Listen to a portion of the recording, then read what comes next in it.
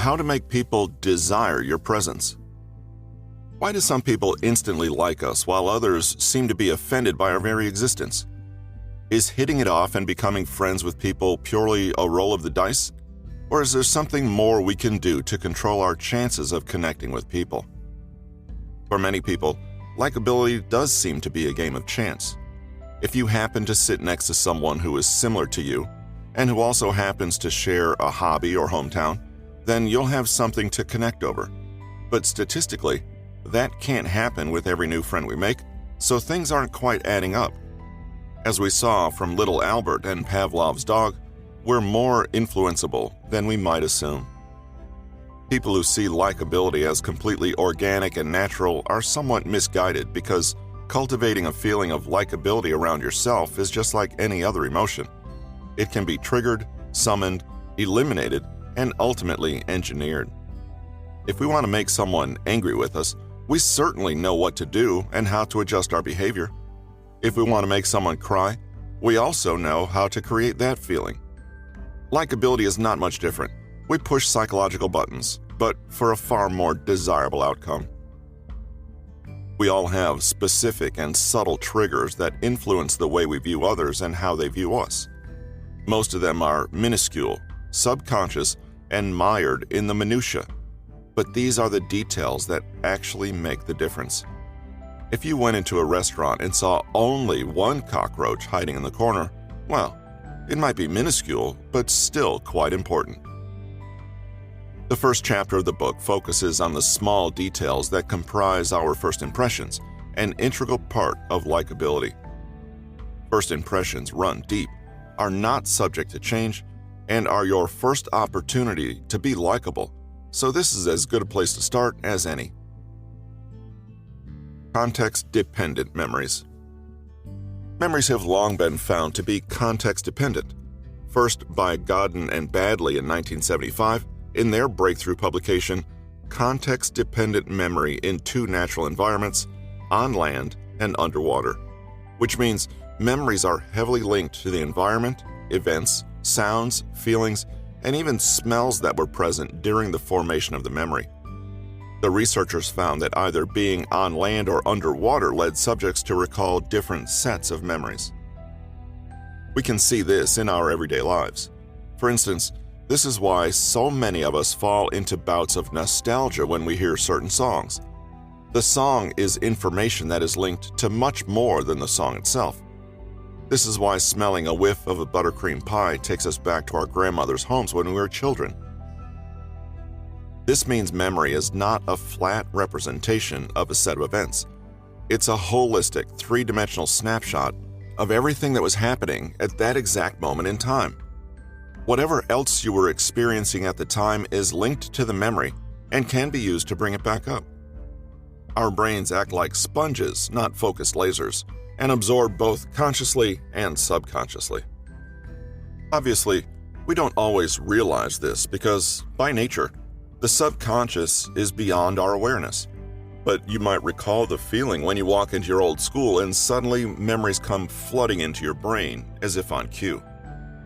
But in fact, a 1994 study by Ike, Macaulay, and Ryan titled Mood-Dependent Memory for Events of the Personal Past found that memories were also mood-dependent. In other words, the mood we had when the memory was formed is also part of the memory. The information is in there somewhere, and Ike and his associates found that by appealing to those hidden aspects of memories allows you to influence people's moods for the better. The researchers created situations to put the participants in either good or bad moods. Then, the subjects were given neutral words and asked what type of memories the neutral words evoked. Participants who were in good moods typically recalled positive memories, while participants who were in bad moods typically recalled negative memories. And, of course, the subsequent memories recalled served to further increase the moods they were in. Misery and happiness both grew. Memory and mood are closely linked, and influencing one can influence the other. In other words, if we think about happy memories, our mood rises, and if we think about dreadful memories, our mood plummets. By itself, it's not a huge revelation. If you think about puppies and kittens racing toward a bowl of food, You're likely to smile and laugh and get cheered up. But never before had it been shown that our moods can be so intimately tied to memories. It also works in reverse. Thus, if we can conjure up memories from a mood, we can use memories to conjure up a mood. And remember that memories are both explicit and subconscious. By understanding this relationship, we can sneakily become more likable. We can't control people's moods directly, but we can control the memories that they're thinking about to do it indirectly. This is the first step in becoming a presence that people start to crave. If you either 1. Directly talk about positive memories, or 2. Indirectly evoke elements that were present at the time of that positive memory, recall how holistic and three-dimensional memory is, people will slip into the mood they were in during that memory. For instance, suppose you know your friend Dorothy's happiest moment in life was when she got married to her beloved Beau Bryan. Her wedding was in a garden with lots of balloons, pillows, and flowers. She had a themed wedding where everyone wore black and silver as a tribute to her favorite band, Kiss. Presumably, she was in a good mood that day. So, what would you do to improve Dorothy's mood? You could, of course, mention her wedding and talk about how amazing it was and how beautiful she looked. But that's something you already know and don't need research to teach you. Instead of that, you could indirectly display or reference things that would remind her of that day. You might play Kiss music in the background. You might talk to her outside in a garden, and you might wear a black and silver shirt. You might even bring up a wedding you were at recently, since she's such a fond memory of weddings. Maybe none of these things in isolation would impact Dorothy's mood, but taken together, these are powerful indirect reminders and cues for one of her best memories. She'll pick up on that and her mood will perk up, though she may not understand why. One more time for posterity, because our memories comprise everything our five senses can absorb, including our moods, directly or indirectly referencing that memory can lead to an improvement in mood. How can we wield this information? If you get a hint that someone is in need of a mood boost, you can talk about things, people, and events that were present when they were in fabulous moods. Reference their greatest triumphs or fondest memories. If you want to amplify someone's good mood to elation, then do the same thing. Talk to people in terms of what makes them happy, and it will make them happier. It's not a radical notion, and you don't necessarily need a scientific study to demonstrate this commonsensical approach. But now you know why it works, which allows you to be more intentional about it. For instance, if we want to improve someone's mood, our first inclination might be to simply make a joke or create a distraction like an entire pizza and quart of ice cream. Those approaches are attempting to distract from the poor mood, while referencing memories is a direct means of changing it. Take advantage of your knowledge of someone and pull them out of the doldrums by triggering their greatest hits. If you know James had a blast the last time he went skiing, bring up a story he's told about it. Become his cheerleader. Have him retell it to you.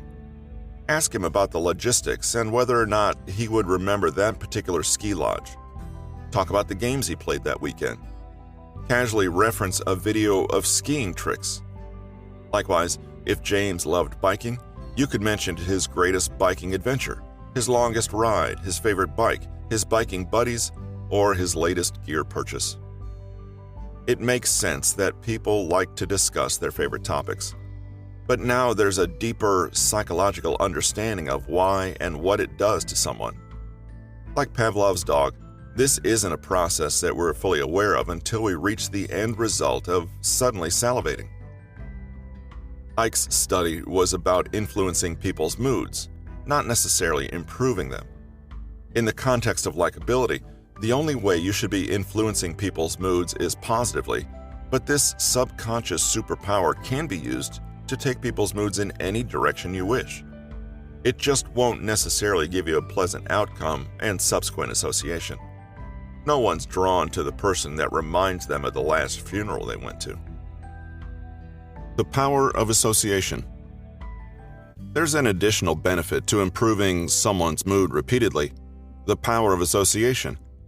If you play your cards right, people will subconsciously start associating their happy moods with you. You become part of their pleasant memory, and they begin to be drawn to you without a conscious understanding of why.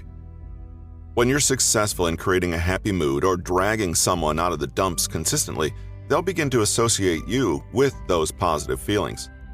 As you'll discover, one of the running themes of this book is that human beings may appear complex and nuanced, but often we make choices that are incredibly straightforward and predictable. For instance, we will almost always make the decision to avoid pain and seek pleasure. You can come up with many theories about the motivations people have for certain things, but it's a very streamlined decision-making process the vast majority of the time. So we tend to gravitate toward people who make us feel good and away from things that hurt us. We also gravitate toward people and things associated with the people who make us feel good, and this is called classical conditioning. Remember Pavlov's dog? He would salivate in the presence of positive reinforcement and eventually was conditioned to salivate to only the sound of a bell.